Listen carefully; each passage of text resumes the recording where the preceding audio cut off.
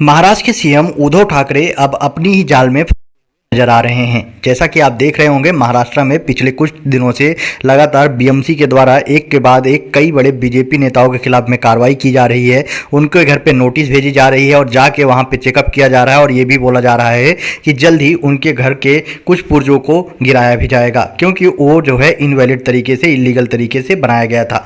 लेकिन अब इन्हीं सब चीज़ों के बीच में महाराष्ट्र में केंद्रीय मंत्री नारायण राणे ने एक बहुत ही बड़ा कदम उठाया है।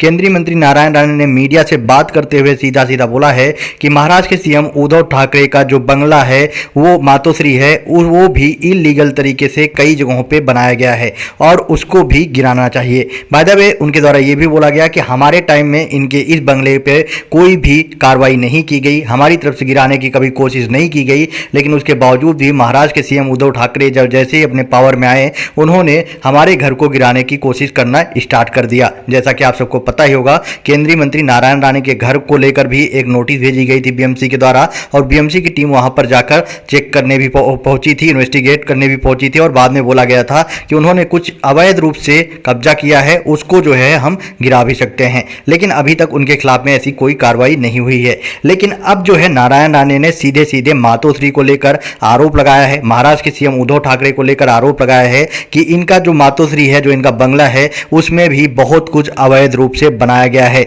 क्या इस पर कार्रवाई होगी? अगर के ऊपर ऐसी कोई कार्रवाई होगी। और सबसे बड़ी बात कि अगर नारायण राणे के द्वारा यह दावा किया जा रहा है कि महाराष्ट्र के सीएम उद्धव ठाकरे का बंगला मातोश्री में कुछ अवैध रूप से चीजें बनाई गई हैं, तो क्या आने वाले टाइम पे अगर कभी महाराष्ट्र में बीजेपी सरकार बनाती है तो क्या उनके द्वारा कार्रवाई उनके खिलाफ में की जाएगी? ये आने वाले टाइम पे ही पता चलेगा। आपका क्या ओपिनियन है इस पर? आप अपना ओपिनियन कमेंट बॉक्स में बताएं और वीडियो ज़्यादा से ज़्यादा शेयर करें।